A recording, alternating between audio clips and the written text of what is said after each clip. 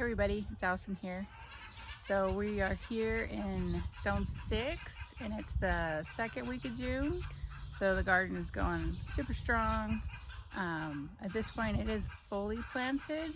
I need to do another big weed. It's rough.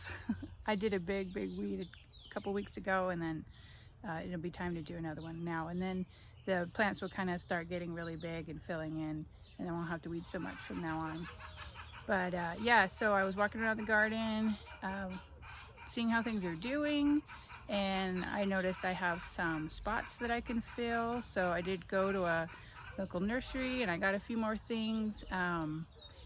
It's where things got eaten by bugs, or like I've got one whole bed that's not doing well, so I've got some ideas about that. But yeah, I'll show you what I got, and I'm gonna put a clip in of the nursery itself real quick because it was so gorgeous, just full of flowers this time. But yeah, I'll show you what I got, and then I gotta take care of the garlic, and the chickens want to be on film too.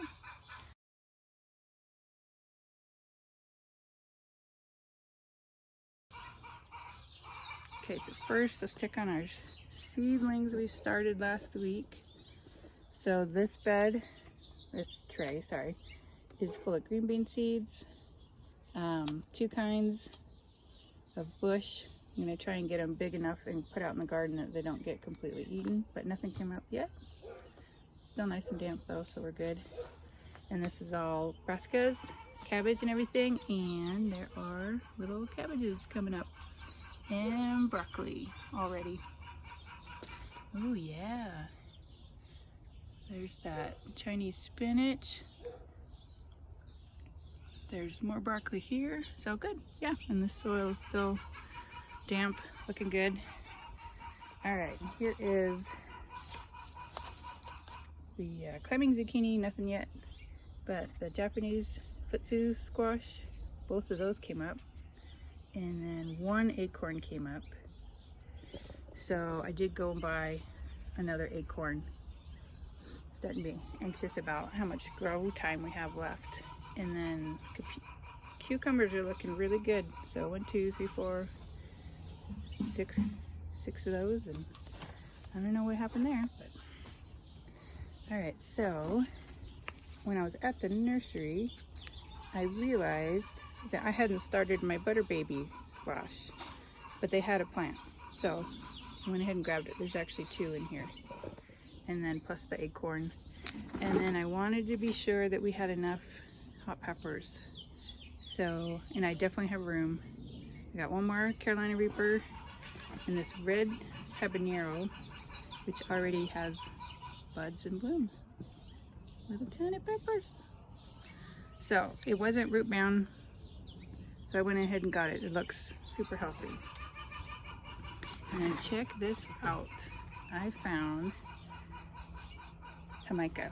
So this is the hibiscus where you can make tea with the blossoms. Did not realize that this was an annual, but I've never seen it in the nursery before, so I grabbed them. Plus they're beautiful little plants. And this is probably a risk, but they seem to have some really healthy broccoli. And I went ahead and grabbed them because it turns out 12 of the broccoli plants I bought earlier in the year that are doing so well are actually cabbage, not broccoli. So I'm really bummed. And I also grabbed some more of the Fox Farm. This is the Big Bloom liquid feed. And I was so impressed with the Grow Big one that I went ahead and grabbed that, and I'm super excited to put that on and see how well that works. Not sponsored or anything, just telling you it's fabulous. All right, here is the garlic bed. So here in Utah, you plant garlic in the fall, September, and then it overwinters. And I made sure to fertilize it well this year, something I hadn't been doing. And then we will harvest it in about the middle of July. But this week they're trying to bloom. So this is called a garlic scape, and you don't want them to bloom if you're going to harvest the bulbs. They won't bulb up. So I am coming through and I'm going to cut off every single bloom. And they're edible, you can eat them, bring them on inside, and use them anywhere that you would want garlic flavor. I gotta show you. I saw. See it? Yeah, there we go. One little tomato coming. There are a few on the Romas too, so that's pretty crazy. I'm very excited about that. Looks awesome.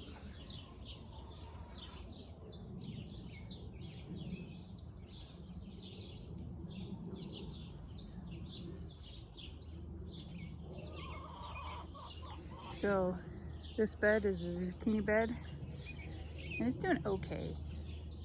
But I went ahead and planted a few more seeds of zucchini in there just to fill it out. I don't want a big bare bed. So here's the pepper bed. And like these are the cayenne. They're so sad. And I lost one here. And then way over there I lost one. So I'm gonna go ahead and replace them with these big healthy plants. They're right on the drip line, so it should be a good spot.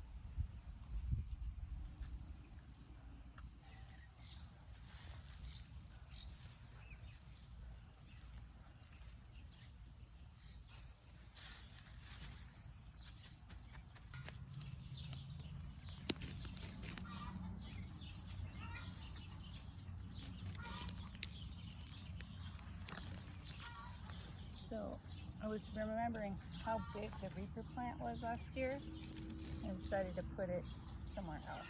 So I'm gonna pulling out a little bit of lettuce and putting it in the bed here with the other Reaper and the ghost pepper. And I'm being very careful because I got stung by a wasp picking this lettuce the other day.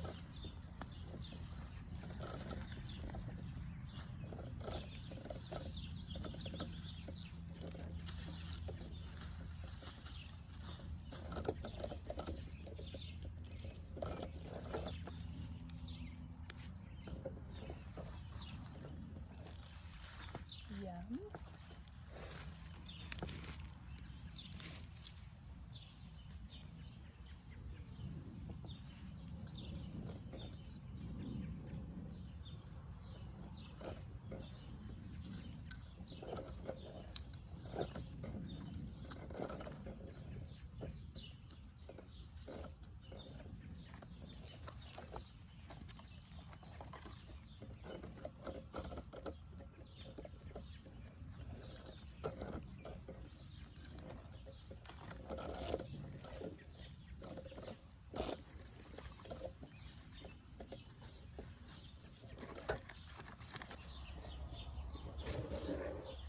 So I'm going to pull out a lot of this self-seeded scallion, and I have a recipe I'm going to make with it.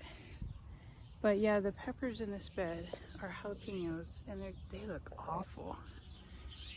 So maybe it's just too much competition. And then I noticed it is definitely time to tie up tomatoes, which is very exciting. Yeah, so fun story. All that stuff I thought was scallions was garlic. It came up from the little bulblets that get left behind. That is so funny. I went ahead and pulled most of them because I already have plenty of garlic coming, and I really want my little peppers should get better.